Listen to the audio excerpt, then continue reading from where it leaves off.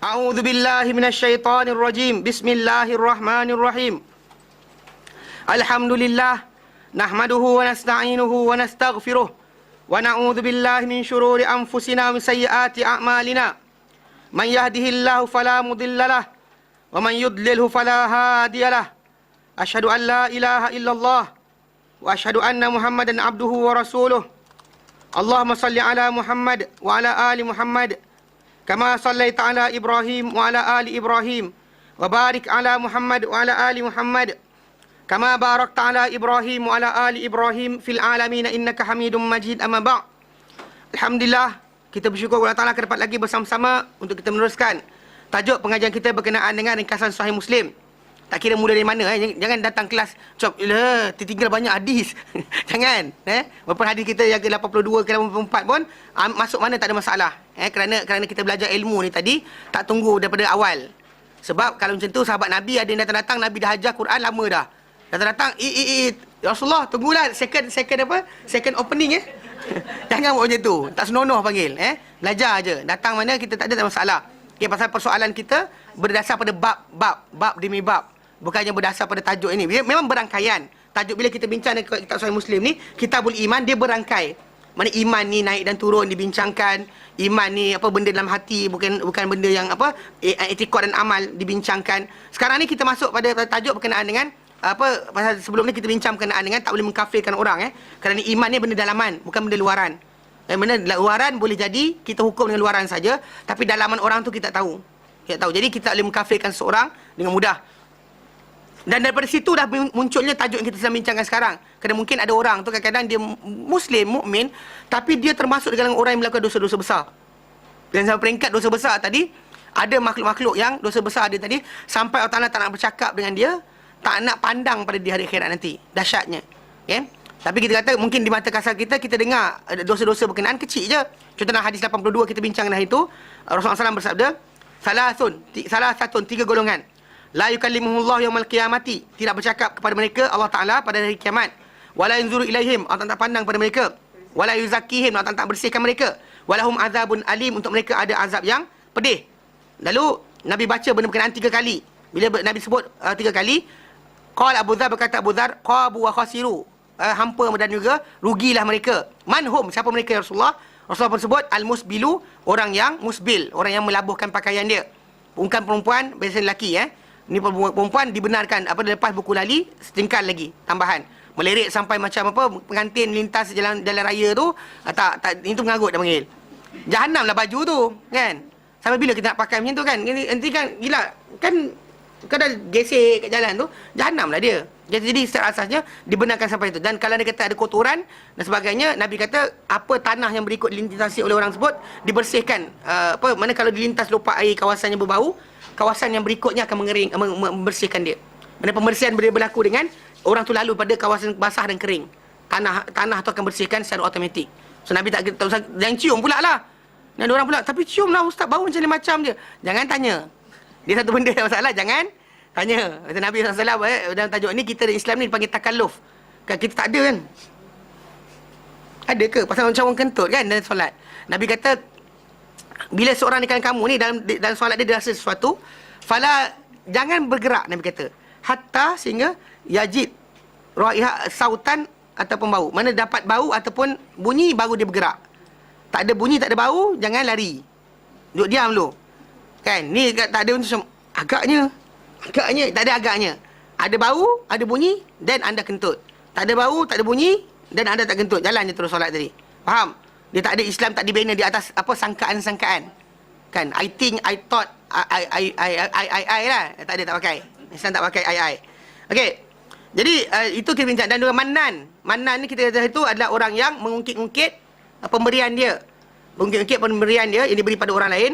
Yang mana benda tersebut kita bincangkan bahawa para ulama nyatakan dahsyat benda ni, kerana benda tersebut termasuk dalam antara perkara yang membatalkan sedekah. Kalau tak sebut dalam surah Al-Baqarah 264 kita bincangkan itu, di mana Rasulullah SAW dalam Al-Quran Karim Allah Ta'ala nyatakan, la tubtilu sadaqatikum bil manni wal adha, jangan kamu batalkan sedekah kamu dengan ungkit-ungkit dan juga menyakiti. Ungkit-ungkit maksud dia kita sering ungkit orang, kita bagi, kita ungkit balik. Tak boleh. Dan bahkan kita bincangkan itu, kita kata benda ni kerana mengungkit pemberian ni tadi, dia sebenarnya timbul daripada kebakhilan, ujub, bangga diri, ada juga sombong dan serta lupa dengan pemberian atau kurniaan Allah Taala ke atas dirinya sendiri. Dia dapat kurniaan Allah Taala, dia lupa. Dia beri orang, dia kedekut. Jadi dia berasakan patut dia mengungkit pada orang lain. So jadi benda tersebut kita dah bincangkan dan kita bahaskan hari itu juga kepada hadis yang 83 di mana dalam hadis berkenaan daripada Abu Hurairah radhiyallahu anhu yang jadi Abu Dzar yang pertama Abu Dzar 82, 83 daripada Abu Hurairah radhiyallahu anhu, kita dah masuk separuh, di mana Rasulullah SAW menyatakan salah satu 3 golongan la yukallimuhullah yaumil qiyamati, tidak Allah Taala bercakap pada mereka pada hari kiamat, wala yuzakkihim, Allah Taala takkan sucikan mereka, takkan bersihkan mereka, maksudnya mereka pasti masuk neraka. Man tak ada amalan soleh dia buat boleh membersihkan, menggantikan amal kejahatan dia. Wala yanzuru ilaihim, dan mereka Allah Taala akan pandang mereka, tak akan pandang pada mereka. Walahum azabun alim, untuk mereka ada azab yang pedih. Yang kita terangkan itu ada yang disebut dalam hadis berkenaan adalah syaikhun zanin, orang tua yang berzina. Wa malikun kadzab, dan juga raja yang yang penipu. Raja yang penipu. Wa ailul mustakbir, dan juga orang miskin ataupun orang yang yang tidak kaya tapi sombong. Dan kita bahaskan berkenaan dengan syaikhun zanin, orang kaya, orang tua yang berzina, malikun kadzab, raja yang penipu berbohong, dan juga ailul mustakbir. 3 golongan ini adalah golongan yang tak sepatut buat benda berkenaan. Maksud dia, untuk seorang orang tua tadi, penzinaan tadi tak sepatut berlaku pada dia. Kerana apa? Kerana dia bila dah tua, badan dah tak larat, mata dah rabun dan sebagainya, patutnya nafsu dia pun dah hilang. Maksudnya tak seperti orang muda. Bukan maksud dia kita galak kaum muda berzina, tapi maksud dia kalau orang muda buat benda berkenaan tak pelik. Tapi kalau orang tua buat benda berkenaan, orang kata buang tebiat. Faham? Maksud dia bila dia berzina tadi, dia memang kata dia memang degil, memang nak buat. Contoh juga macam seorang raja yang pembohong. Raja dia memiliki semua kuasa. Dia cakap benda pun orang patuh, dia nak nipu pasal. Kenapa nak perlu menipu? Maksud dia tak perlu menipu untuk penguasaan dia. Dan juga ilmu mustakbir, orang yang miskin tapi sombong, nak belagak, contoh macam nak melaram ini kan. Biar papa atas kedana, papa tu dah? Papa asal bergaya, papa kedana. Okey, papa asal bergaya punya tu je. Jadi maksud dia tak perlu dia untuk berbangga. Kalau orang nak menyombong ni perlukan pada ada barang. Dia ni tak ada barang pun nak bangga, tapi dia sombong. So bahaya, cukup bahaya. Segolongan ni orang-orang yang tak patut buat benda berkenaan tapi dia buat juga. Mereka golongan ni termasuk di kalangan orang-orang yang tidak layak untuk benda tersebut, tak munasabah untuk dia buat benda tu, tapi dia buat juga. Maka di sisi Allah Taala, maka benda ni adalah di antara timbul dari perangai dia yang tabiat dia yang buruk. Maka Allah Taala jadikan hukuman untuk mereka ni tak akan dipandang pada mereka, tak akan dibersihkan juga, untuk mereka ada azab yang pedih. Baik. Hadir masuk 84 Ya saya. Dia raja yang merujuk pada pemimpin, raja yang tak berkuasa tak. Memanglah kita kata raja apa? Maksud raja apa? Raja Nongcik. Dalam satu negara raja tu tak ada banyak kuasa kan, jadi dia merujuk pada pemimpin. Kalau raja tadi memang kita kata merujuk pada pemimpin lah, tapi kita kata cuma dia yang kuasa ni pegang tadi, tak menyebabkan dia perlu kan. Bila dia ditaati, so kenapa dia perlu nak dibohong kan? Betul tak? Kan dia dah memang ditaati, so what's the point dia kena kelentong lagi kan? Bila dia ambil benda berkenaan, saya ambil benda sekian kan. Dia raja kan, raja kan boleh ambil tanah orang suka hati, betul tak? Okey, so apa masalah dia? Kenapa kena tipu? Faham tak? Tak ada hak. Kalau orang tak ada kuasa menipu, kita faham. Orang ada kuasa menipu, apa masalah dia? Kan dia patutnya tak perlu menipu pun, dia boleh ambil benda tadi tanpa orang cakap banyak. Betul? Tapi dia menipu juga. Pelik lah. Dia pelik. Jadi peliknya orang tu, patutnya dia tak timbul penipuan, dia menipu juga. Mana itu buat kerosakan yang besar. Mana kerosakan besar pada negara. Kalau dia kata seorang pemimpin pembohong ni, dia boleh merosakkan negara sebenarnya. Pasal banyak benda dia akan dahsyat. Padahal ikutkan sebenar, dia memang ditaati. Kan polis ikut cakap dia, askar ikut cakap dia, tiba-tiba dia nak membohong juga. What's the point? Apa point sebenar? Dia ada masalah besar kat situ. Baik, sambungan ni 84. Wa anhu, dan daripada beliau, itu daripada apa? Daripada Abu Hurairah radhiyallahu anhu. Pasal hadis yang 83 tadi, Abu Hurairah. Baik, wa anhu, dan daripada beliau, qala Rasulullah sallallahu alaihi wasallam, qala Rasulullah sallallahu alaihi wasallam, sabda Rasulullah sallallahu alaihi wasallam, salasatun, 3 golongan, la yukallimuhumullahu yaumal qiyamati, tidak bercakap Allah Taala pada mereka yaumul qiyamah, pada hari kiamat. Wala yanzuru ilaihim, Allah takkan pandang pada mereka. Wala yuzakkihim, Allah takkan bersihkan mereka. Walahum azabun alim, untuk mereka ada azab yang pedih. Ini dahsyat benda ni. Kita kata kalau tak nak pandang tu dapat lagi lah ada soal jawab. Ni tak ada. Pandang pun tidak. Pertama, rajulun, seorang lelaki yang ala fadli ma'in bil falah. Ada kelebihan air. Mana air? Lebihan. Dia air lebih. Bil falah di kawasan lapang. Yang kawasan lapang tadi, yang bila kata dia ada di kawasan padang pasir ke apa, dia ada air sungai ke mata air keluar daripada tanah dia. Yamna'uhu ibnas sabil, dia halang air berkenaan daripada orang-orang yang berkelana melintas jalan laluan berkenaan. Mana dia kata maksud dia lebihan air ni, apa yang lebih daripada apa? Daripada keperluan. Okey? Keperluan dia. Air berkenaan digunakan untuk keperluan dia, untuk tanaman dia, untuk ternakan dia, untuk keluarga dia dan sebagainya. Cukup. Ada lebih lagi. Lebih lagi banyak. Dan makan macam telaga dan sebagainya kan. Benda tu kita kan pakai habis. Orang pakai tak habis pun. Benda tu akan sentiasa ada.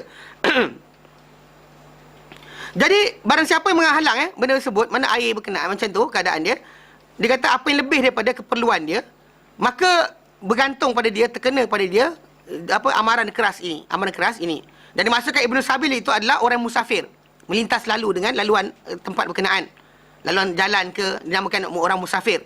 Kerana orang-orang yang dikatakan Ibnu Sabil ni, kerana jalan dikata orang ni sentiasa berada kat jalan raya. Jadi laluan sentiasa. Mana dikatakan anak jalanan lah. Bukan maksud anak jalanan ni anak pelesiran. Ni orang kata anak jalanan tepi, orang kata homeless. Dia orang tu kan homeless. Dia berada di laluan jalan sentiasa berkelana. Yang dia sentiasa berjalan, musafir.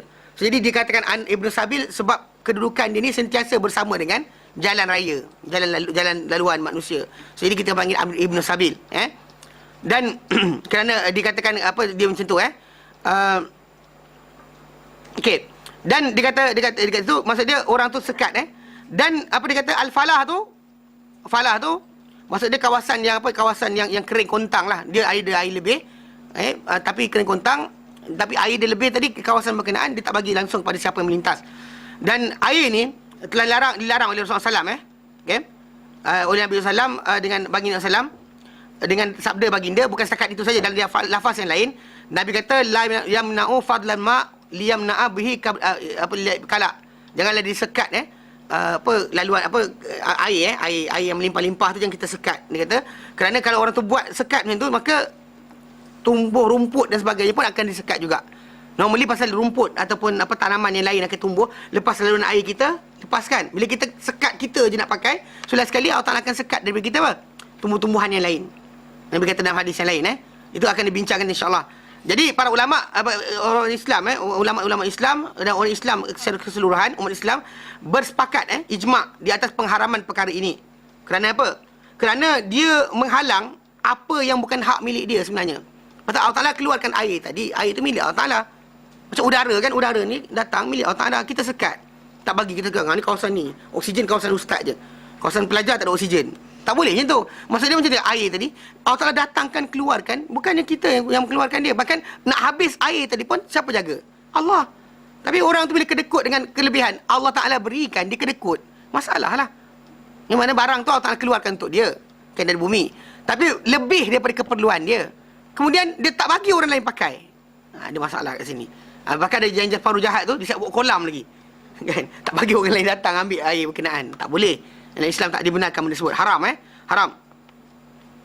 Dan bahkan mungkin dia dia dengan perbuatan dia menyimpan air berkenaan atau ni, dia akan habiskan, mungkin dia alihkan pergi tadi, air tu akan hilang dalam tanah balik.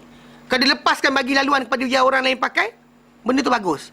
Tapi dia sekat, dia buat dam, empangan sekat bagi orang lain pakai kan. Sungai aku, biar kebun aku. Kan kebun dia punya air, lintas ke kebun orang lain. Alhamdulillah, biarlah. Ini dia sekat pula. Bahkan kalau dia sekat, mungkin benda tu akan menyebabkan dia, air tu binasa, hilang macam tu saja. Ataupun, dengan sebab dia kata, dia boleh hilangkan air. Ataupun, dia akan boleh menyebabkan bila dia takung air berkenaan, boleh merosakkan tanaman dia, kan ternakan dia. Mungkin binatang dia, elok kambing dia tak tenggelam, kerana perangai dia tu. Tapi tenggelam sebab dia sibuk kan nak ni, maka kambing dia pun lemas, mati lemas. Sebab dia buat kolam sebagainya, kambing dia jatuh kolam. Boleh rosakkan harta dia sendiri.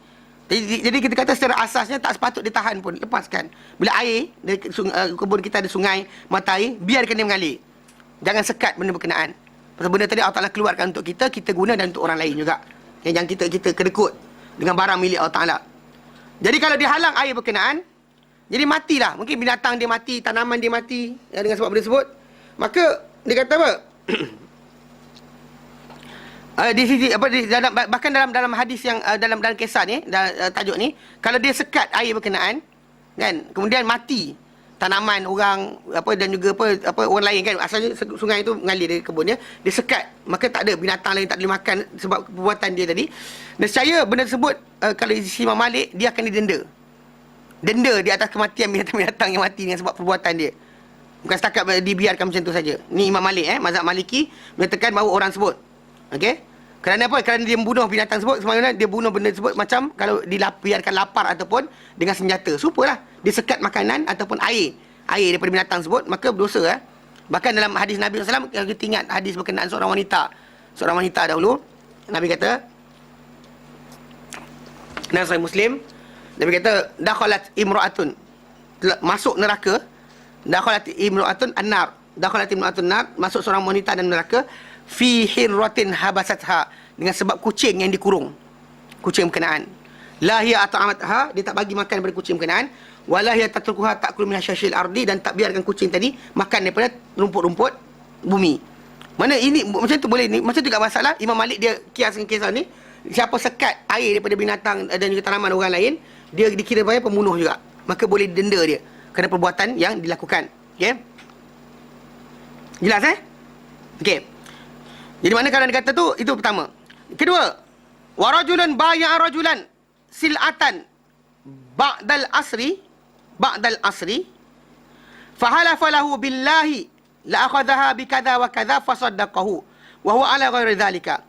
Wa rajulun, seorang lelaki yang baya'a rajulan sil'atan, dia menjual menawarkan barangan kepada seorang lelaki yang lain. Sil'atan, barangan ba'dal asri, selepas asar.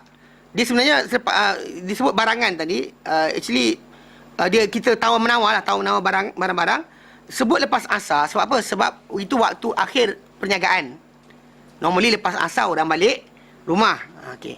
Jadi bila dia buat benda berkenaan, lepas waktu berkenaan, dia tawar menawar dengan orang tu, belilah barang saya, barang ni bagus dan sebagainya. Ataupun orang tu datang tawar menawar, dia kata sekian, contoh macam nak beli barang orang ke. Lalu dalam perbuatan dia beli barang tadi, halafa lahu billah, dia bersumpah pada kawan berkenaan dengan nama Allah. Maksud dia apa? Dia berbohong, lalu dia tambahkan harga ke. Dia kata, demi Allah saya beli harga ni modal je. Ayat biasa keluar kan, penjaga, ni harga modal, demi Allah ni harga modal. Dia sebut benda berkenaan. Okey, dia kata la akhadha bi kadza wa kadza. Dia kata dia ambil barang ni sebenarnya modal dia tinggal. Dia Cik Imam ambil dengan saya ni, saya untung 20 sen je. Dia kata 20 sen je untung. Halafa billah. Okey. Mana dia tipu dan dia dalam tajuk perbohongan tadi tu, dia diperkecilkan nama Allah. Istakhaffa ismullah bi ismillah. Sebab kenapa kalau dia kata ada orang jual barang suka sumpah-sumpah ni, jangan beli. Elok datang dia kata wallahi benda, balik. Jangan biasakan. Pasal orang tu tadi tak hormati nama Allah Taala. Digunakan mudah-mudah macam tu saja. Dalam tajuk nama Allah Taala ni actually ada haibah, ada keagungan yang tak boleh dipermain-mainkan. Maka sebab kenapa Nabi SAW sendiri pun sering kita dengar wallazi nafsi biyadih, demi Tuhan yang nyawaku di tangannya. Nabi jarang sebut Allah. Jarang sekali kita dengar Nabi sebut wallah. Nabi biasa sebut wallazi nafsi biyadih. Ini cara Nabi bersumpah. Nabi tak sebut wallahi. Jarang sangat kita dengar lafaz hadis datang demi Allah dengan wallahi. Atau kadang-kadang waimullah Nabi sebut. Nabi takkan sebut Allah. Jarang sangat. Kalau dia kata biasa wallazi nafsi biyadih, wallazi nafsi biyadi, demi Tuhan yang nyawaku di tangannya. Nabi banyak lafaz macam itu. Sebab apa? Sebab keagungan nama Allah Ta'ala. Pasal manusia ni ada tabi'i sifat. Bila dia sering diperdengarkan dengan satu benda continuously, dia akan rasa benda tak besar. Contoh macam masyarakat kita dulu tahun 70-an 80-an, bila dengar cerita orang buang anak, it's actually besar sangat, dahsyat sangat. Kita dengar astagfirullahalazim, buang anak, kesiannya budak tu. Dengar cerita tu menjijik mata. Tapi sekarang ni pasal kerap sangat berlaku, berapa orang yang dia tengok dengar cerita tu menyijih mata? Tak ada dah. Orang macam, buang anak. Dia je. Faham tak? Pasal benda tu sering berlaku sangat. Sampai tak ada apa? Tak ada kehormatan, tak ada rasa besar. Tak ada rasa besar. Pasal benda tu manusia dia ada perangai tabi'i macam tu. Tu dilalikan dengan satu benda bahaya. Sebab kenapa? Ni balik kepada tajuk berkenaan media masa Media masa kena jaga bab ni. Saya berkenal orang media masa jaga bab ni. Kadang-kadang betul lah kita kata nak melaporkan berita. Tapi cerita tu benda tu berlaku satu je. Tapi kita ceritakan tiap-tiap hari dan sebagainya sampai last sekali benda tu menjadi apa? Lali di telinga orang ramai. Last sekali benda tak apa. Macam dululah kalau adegan di televisyen kan, bercium tu padam. Tapi lepas tu tayang last sekali tak ada apa-apa. Atuk bapa cucu boleh duduk satu tempat tengok sama-sama. Dan tak kisah pun. Macam tak ada benda. Kan kalau tidak zaman dulu tutup mata. Kan. Astagfirullahalazim. Tutup mata. Atau tutup mata. Faham tak? Pasal pelalian tu bahaya. Sebab masalah ini juga berkait dengan nama Allah Taala tadi. Mana bersumpah dengan nama Allah Taala, sering bersumpah dengan Allah Taala, bahaya. Maka ni perbuatan sumpah dengan Allah Taala ni bila nak memenangkan apa benda kita cakap ni, iblis buat. Dan surah Al-A'raf ayat ke-20. Kan? Ayat 21. Dia kata apa? Wa qasama lahuma, dan dia bersumpah pada mereka berdua, innahu laminan nasihin, dia adalah kalangan apa? Pemberi nasihat je. Advisor je. Demi Allah dia kata. So Adam tertipu sebenarnya sebab sumpah daripada iblis. Dia sumpah. Dia kata sumpah dengan nama Allah Ta'ala bahawa dia hanya penasihat saja. So last sekali apa jadi? Apa yang kita dapat lihat lah dalam kisah yang berlaku. Maksud dia Adam tertipu dengan sebab apa? Sumpah berkenaan. So kita sekarang ni umat Islam tidak digalakkan bersumpah. Hatta macam nazar. Kan kita sebut nazar kan? Pun datang hadis Nabi SAW, nazar tadi kita kata walaupun kita berjanji dengan Allah Ta'ala is best, good. Tapi benda tadi tidak digalakkan dibuat. Bahkan hadis Nabi SAW dalam hadis yang sahih, dalam hadis Bukhari Muslim Umar bin Khattab radhiyallahu anhu, Nabi berkata, naha Rasulullah SAW anin nazri, telah melarang Rasulullah SAW daripada nazar. Wa qala, dan Nabi kata, ia hanyalah satu benda dia tidak mengubah takdir. Ia tidak mengubah takdir. Mana nazar tadi tak mengubah takdir anda. Contoh macam anda nak sakit, lu peksa. Nazar tak mengubah apa-apa. Ia hanyalah satu perkara yang dikeluarkan daripada orang kedekut. Kedekut nak puasa, kedekut nak solat, kedekut nak sedekah, kena dapat barang daripada Allah Ta'ala baru nak buat benda ibadat. Itulah dia perangai dia. Tapi kalau dah janji, kena buat. Macam tu masalah sumpah ni tadi. Tak digalakkan kita bersumpah. Kerana apa? Kerana bimbang kita rasa kecil terhadap nama Allah Ta'ala. Tak asyik berbohong dengan nama Allah Ta'ala. Wallahi tak buat. Padahal dia buat. Sudah sekali tak ada nilai. Nama Allah Ta'ala di hadapan dia tak ada nilai. Ya? Kenapa? Kerana ketika dia bersumpah dengan nama Allah Ta'ala di atas pembohongan, dan dia ambil harta orang lain dengan apa? Kezaliman. Maka Allah Ta'ala murka pada dia. Dia ambil harta orang dengan zalim, tipu. Kemudian dia berbohong dengan nama Allah Ta'ala. Lalu di dalam perbuatan dia tadi dia himpunkan apa? Perbuatan dosa-dosa besar. Makan harta dengan zalim, sumpah dengan dusta, kan? Kita kata apa, qauluz zur wa syahadatul zur. Ni percayaan dusta. Masuk memperkecilkan nama Allah Ta'ala. Dalam tu masuk dosa-dosa besar semua sekali. Maka layak untuk dia apa? Amaran ataupun ugutan yang keras ini. Dan dikhususkan lepas asar, kan menunjukkan waktu ini adalah waktu yang kelebihan, bahawa tidak ada lebih haram banding yang lain. Sebab apa? Macam saya kata tadi, asar biasanya waktu orang nak balik. So time tu lah biasa orang akan nak habiskan barang cepat-cepat. Jadi cara dia sumpahlah. Yang ini sumpah, yang pembeli pun kadang-kadang ada juga nak beli barang orang, sumpah tak ada duit, itu je duit saya ada. Padahal dalam poket dia, di poket sini, kan? Poket sini ada lagi. Kan? Nabi Allah tak ada dah, itu je duit saya ada. Tak boleh lah macam tu. Kan tak ada, kalau tak nak cakap nak beli macam tu, cakap dengan harga sama. Jangan sekali-kali sumpah dengan nama Allah Ta'ala untuk memenangkan, untuk dapatkan untung ataupun untuk melakukan barang. Yang lakukan barang tak boleh, dapat untung pun tak boleh juga. Jangan sumpah. Bahkan dia kata apa?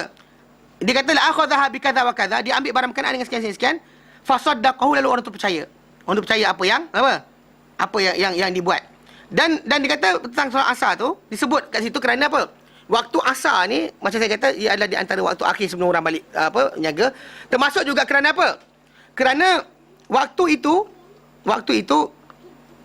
adalah waktu solatul wusta yang Allah sebut dalam Quran. Yang Allah sebut dalam Quran tentang solatul wusta ni adalah solat asar. Dalam hadis Nabi pun sebut benda berkenaan. Okey. Jadi waktu tersebut adalah di antara waktu yang dikata solat ini solat yang utama, dan ganjaran waktu solat berkenaan adalah besar. Maka Maka orang-orang yang solat asar tadi, lepas solat asar, solatul wusta ni, patut dia menzahirkan setelah solat asar tadi, penjagaan terhadap agama dia. Jaga makan dia, jaga sekian semua sekali. Okay? Kerana apa? Dan apa, dia melihara iman dia lebih daripada waktu-waktu solat yang lain. Kerana solat asar ni adalah solat yang besar, wusta. Dan kerana solat ini pada hak dia, bahawa dilarang, mencegah seorang itu daripada perbuatan keji dan mungkar. Macam Allah sebut dalam Quran, surah Al-Ankabut ayat 45, Allah Ta'ala nyatakan, inna salata tanha anil fahsya'i wal munkar. Walaupun sebenarnya kita kata semua solat, matlamat dia itu, bila orang tu solat, sebenarnya dia melatih diri dia untuk merasa Allah Ta'ala perhatikan dia. Ini kita pernah terangkan berkaitan takwa, bahawa Allah Ta'ala jadikan solat atau ibadat untuk ketakwaan. Di mana kita contohnya solat, kita solat 5 minit. Tapi 5 minit kita tu, kita latih diri kita untuk merasa Allah Ta'ala perhatikan. It's actually latihan paling bagus, paling baik untuk seorang tu jadi muttaqin, jadi bertakwa. Untuk suruh dia buat benda lain kan, sembahyang ini ke, zikir sekian ke, payah. Tapi kalau kita suruh dia berlatih untuk rasa Allah Ta'ala perhatikan dalam solat. Atau contoh Ramadan. Kan Ramadan, kan la'allakum tattaqun kan, pun sama juga latihan takwa. Pasal manusia ni merasa Allah Ta'ala perhatikan. Sepatutnya pada semua waktu. Jadi kata tak ada, bukan waktu asar saja, tapi waktu asar dibesarkan kerana kedudukan dia. Kedudukan solat asar itu, kerana dia solatul wusta. Maka bila orang tu buat lepas asar, lagi dia teruk daripada yang waktu lain. Lebih teruk daripada waktu yang lain, kerana waktu tersebut adalah waktu di mana sepatutnya orang tersebut makin kira atau makin berjaga berkenaan dengan apa kedudukan dia di depan Allah Subhanahu Wa Taala. Baik. Dia kata kerana apa? Kerana maksud dia inna solata tanha 'anil fahsya'i wal munkar. Surah Al-Ankabut 45 tadi, sungguh solat mencegah dari perbuatan keji dan mungkar. Ia bermaksud bahawa ia akan membawa manusia tadi ke atas tercegah daripada perkara-perkara berkenaan. Ia datang daripada apa yang berlaku dalam hati seorang yang solat tadi dengan sebab cahaya dan kelapangan dan juga takut kepada Allah Ta'ala serta malu pada dia. Maksudnya kita rasa Allah Ta'ala perhatikan. Kita latih duduk diam, Allah Ta'ala perhatikan kita. Patut rasa tadi berterusan dalam solat dan luar solat. Kalau dalam solat kita rasa Allah Ta'ala perhatikan, dan rasa tadi luar solat pun kita ada, so kita akan buat benda-benda haram lah. Nak buat benda berkenaan, Allah Ta'ala pandang aku. Kan nak cakap benda haram, Allah Ta'ala pandang aku. So in the end, manusia tu tadi, solat tu tadi memang tanha anil fahsya'i wal munkar, mencegah perbuatan keji dan mungkar. Tapi bagi orang yang sedar, siapa tak sedar, lepas solat dia boleh ngumpat lagi. Tulis je, kau tahu kan. Kau tahu je, lepas solat je, Assalamualaikum, kau tahu dia kata, habis solat dia. Kerana dia tak sedar bahawa sebenarnya solat itu hanya pelatihan untuk dia menjadi orang yang bertakwa. Matlamat utama takwa. Solat itu adalah jalan untuk dia sampai pada ketakwaan, bukannya matlamat. Solat itu adalah jalan untuk dia sampai pada ketakwaan. Allah Ta'ala berikan sebagai cara terbaik untuk manusia itu berlatih untuk bertakwa. Jadi takut pada Allah Ta'ala, malu pada Allah Ta'ala. Kerana ini baginda SAW menyatakan dalam hadis. Cuma hadis ini dalam hadisnya, dalam hadis yang datang, man lam tanhahu salatahu al fahsya'i munkar, daripada Abi Mas'ud Abi Mas'ud, daripada Abi Mas'ud, ini riwayat Tabrani, man lam tanhahu salatahu al fahsya'i munkar, barang siapa yang tak mencegah dirinya, siapa? Solatnya dari perbuatan keji dan mungkar, lam yazdad nallahi illa bu'da, tak bertambah dia kepada Allah Ta'ala melainkan bertambah jauh. Dia sebahagian para ulama dhaifkan hadis ni. Tapi di sini pengarang buku kita dia sahihkan. Dia kata rijal hadis ini rijal sahih. Mana yang meriwayatkan hadis ni apa perawi yang sahih. Memang betul kita manusia tu tak rasa dia ni ketika solat tadi merasa pemerhatian Allah Ta'ala kat atas diri dia. Memang lepas solat dia tak rasa apa-apalah. Tak bertambah, dia makin dekat. Tambah jauh lah. Tambah rasa tak takut, tak takwa. Macam sering berlaku pada anak-anak kita zaman kita sekarang ni. Ada separuh tu pergi wayang. Yalah, mak abah kata dah pegang tangan haram. Kan? Tapi dia pergi solat dulu. You ni goyang ni. You dah solat belum? Oh tak solat. Bapa ai tak suka orang tak solat, pergi solat. Solat lah, tapi lepas tu pegang tangan, masuk dalam gelap dan sebagainya. Kan? Maksud dia solat dia tak ada kaitan. Nothing. Sebab sepatutnya dia malu pada Allah Ta'ala untuk masuk tempat berkenaan kerana baru lepas menghadap Allah Ta'ala waktu zuhur ke, waktu asar ke, dia boleh lepas tu selamba je pegang tangan, masuk dan tu peluk-peluk dan sebagainya. Nampak? Pasal apa? Pasal kurang pendedahan berkenaan dengan apa itu solat.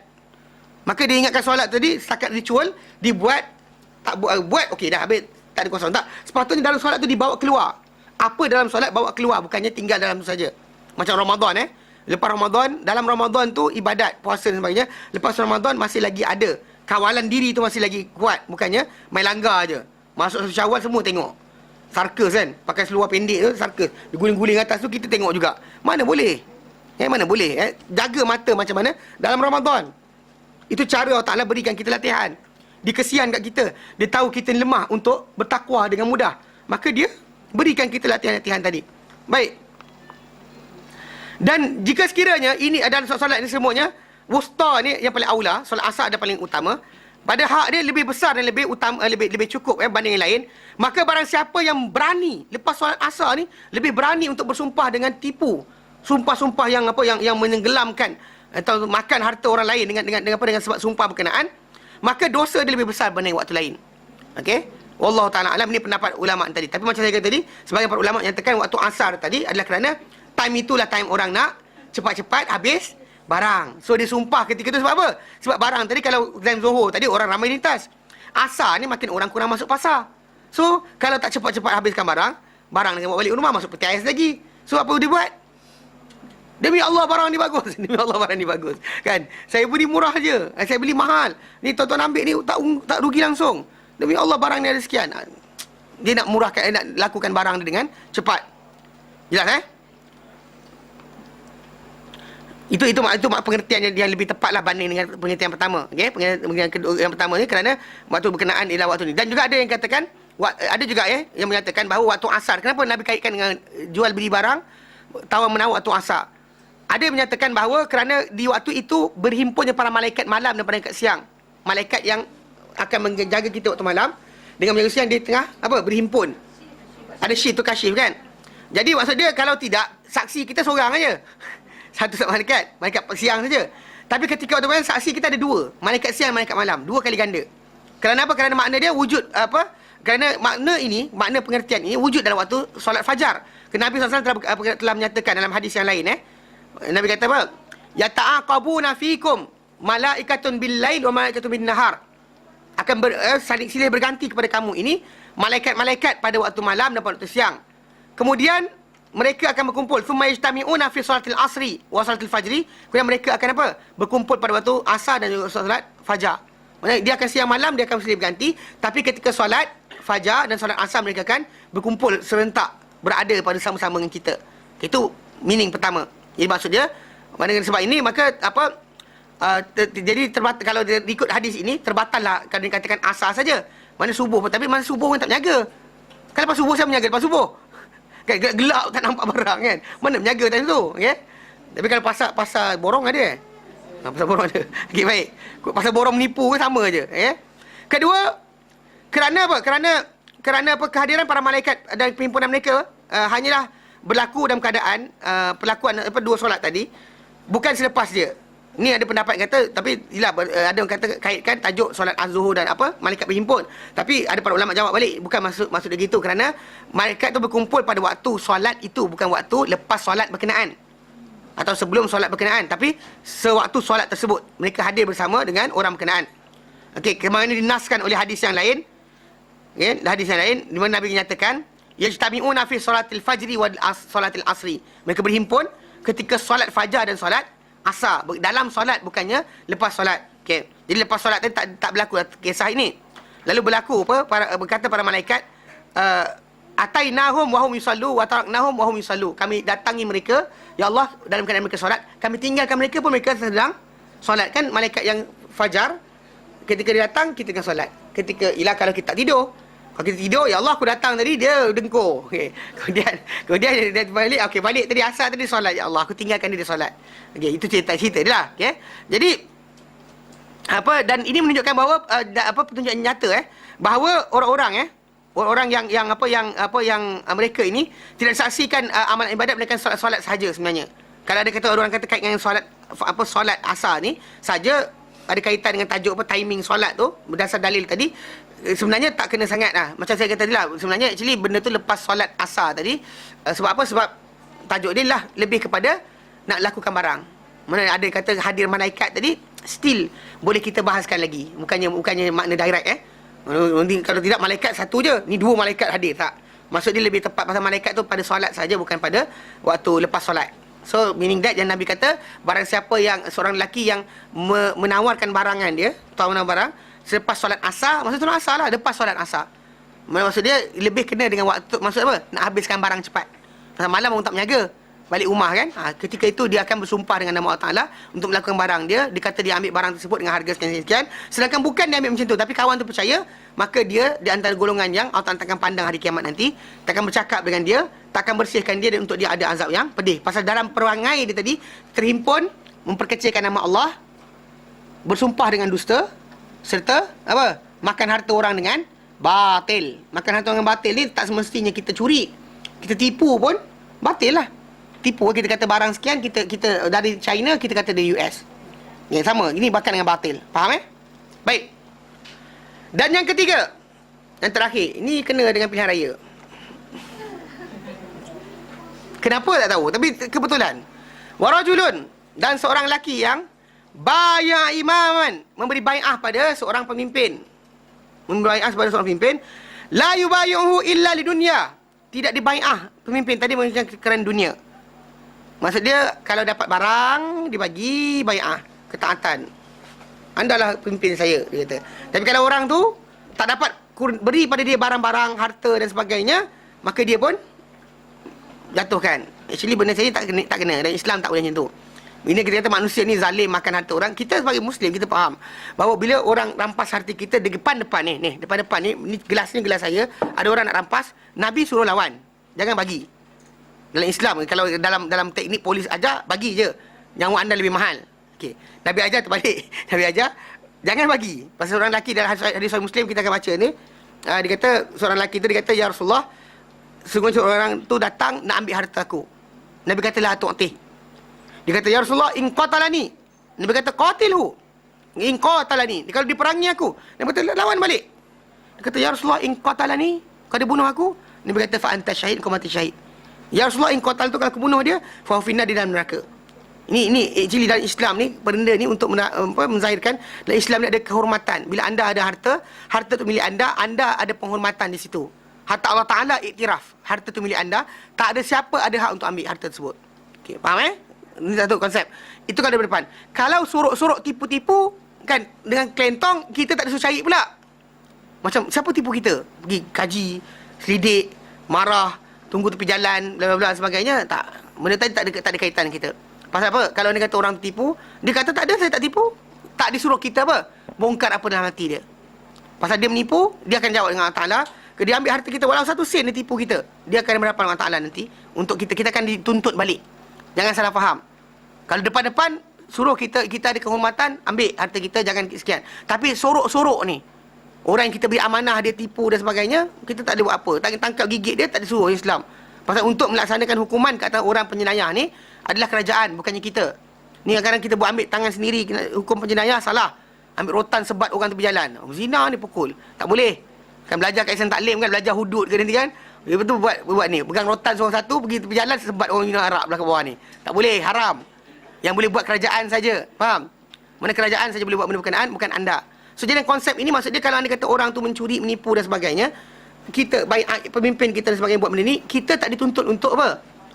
Masuk dan tu untuk hukum dia, bukan kerja kita. Faham tak? Kerja kita bukan menghukum dia. Jadi dalam tajuk ni dia kata, seorang lelaki yang membai'ah atau memberikan ketaatan setia kepada seorang pemimpin.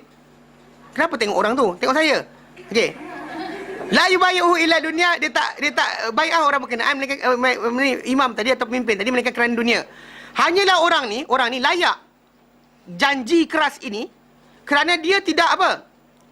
Melaksanakan kepada Allah Ta'ala dengan apa yang diwajibkan ke atasnya daripada bai'ah keagamaan. Mana bai'ah dia adalah keagamaan sebenarnya. Allah Ta'ala suruh kita beri taat setia, sam'u wa ta'ah, dengar dan taat ni, dan tajuk agama.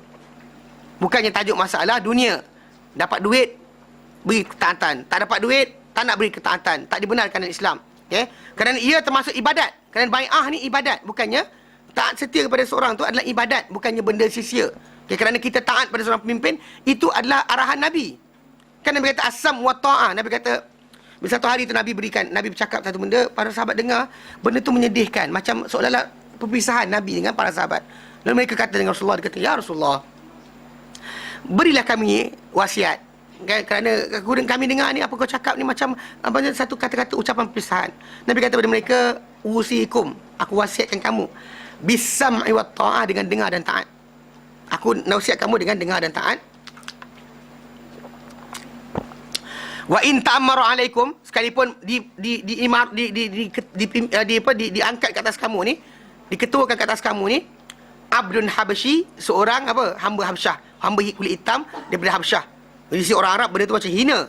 Tapi maksud dia dan didik tadi Nabi kata macam tu, dengar dan taat, sekalipun jadikan ke atas kamu ni pemimpin yang bukan mulia, bukan bangsawan, bukan keturunan raja, bukan ada datuk, tan sri dan sebagainya, bukan apa, wan, nik, apa lagi?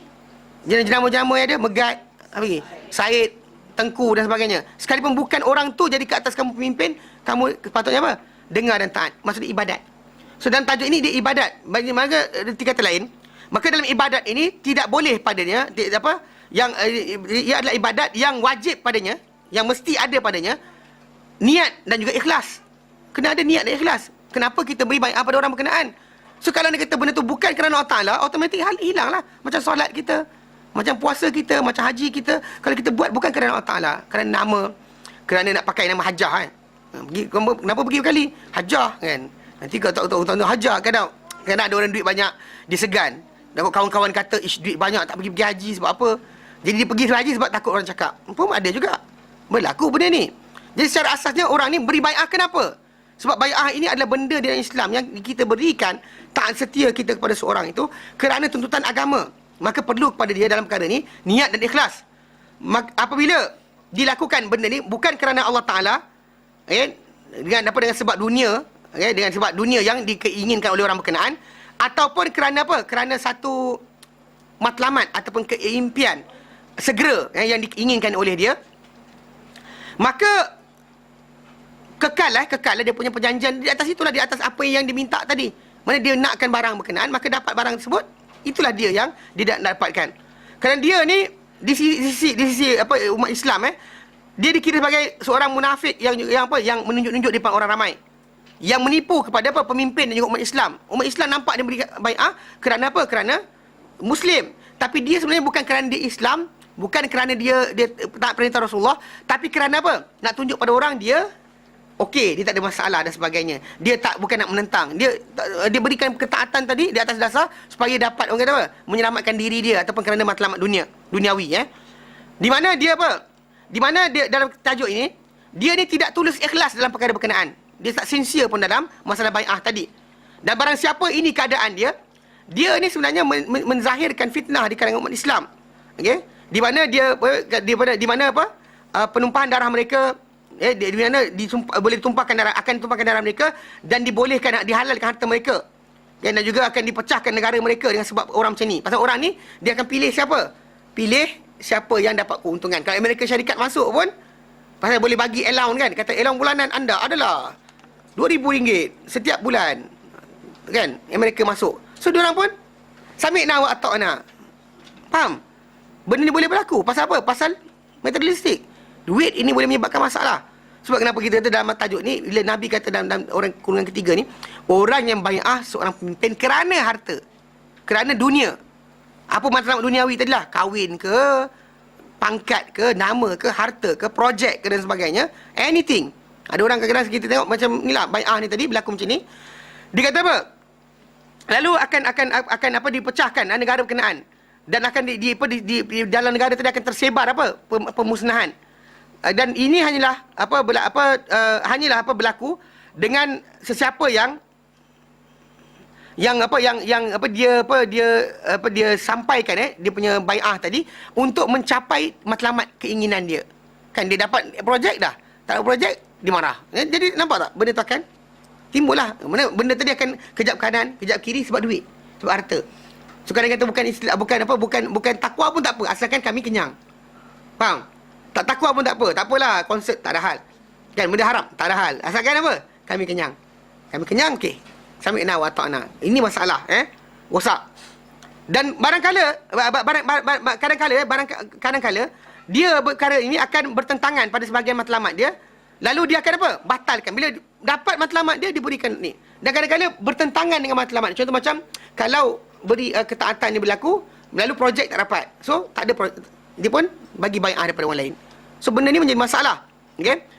Dan dia minta menuntut supaya dia mencari supaya kalahkan, dijatuhkan pemimpin tadi.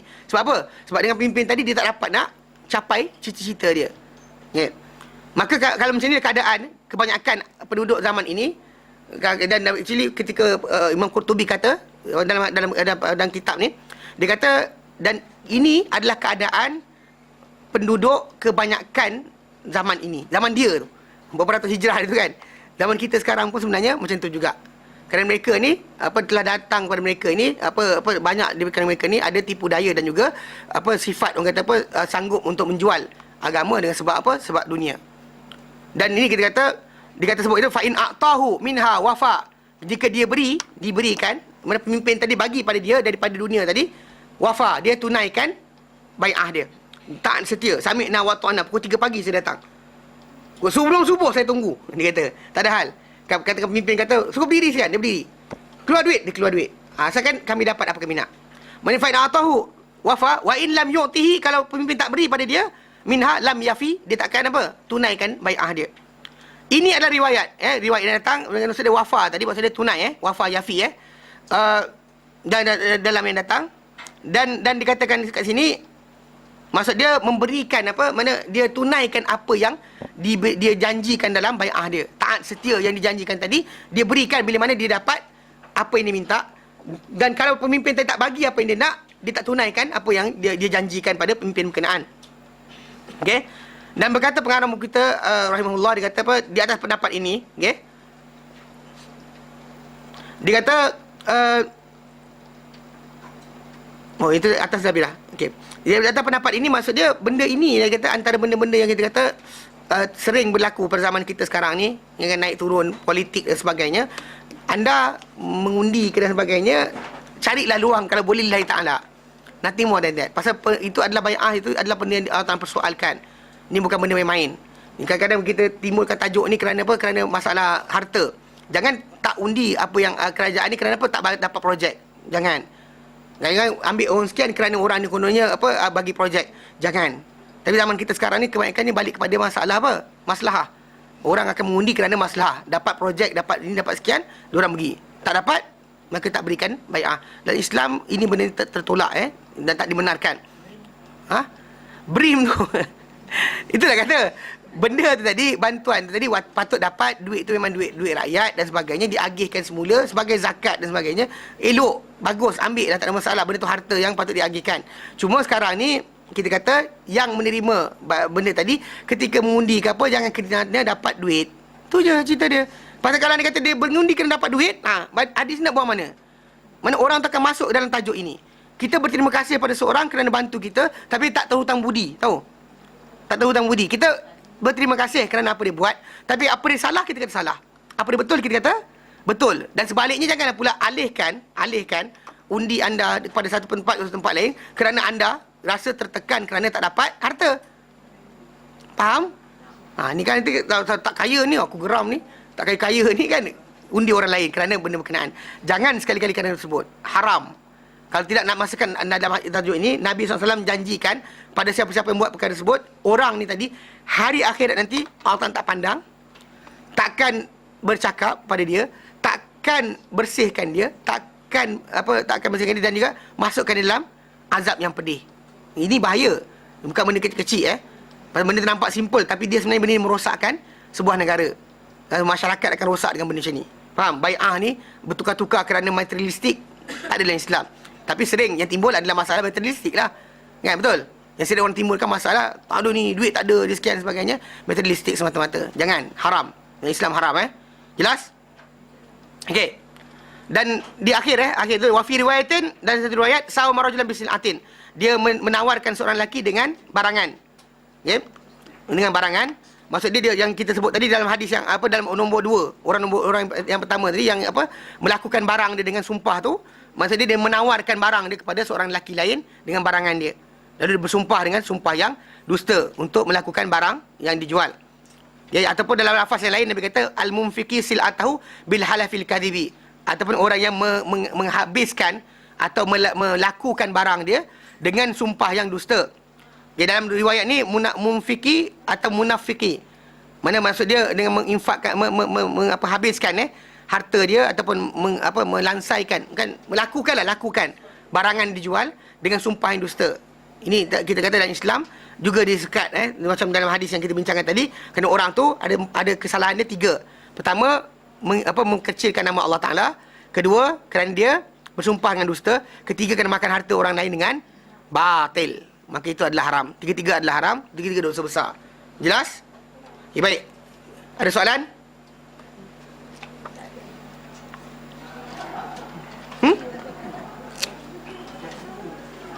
Dah tepu. Okay, baik, kita berhenti kat sini. Ini kita akan masuk kemudian bab ke-35.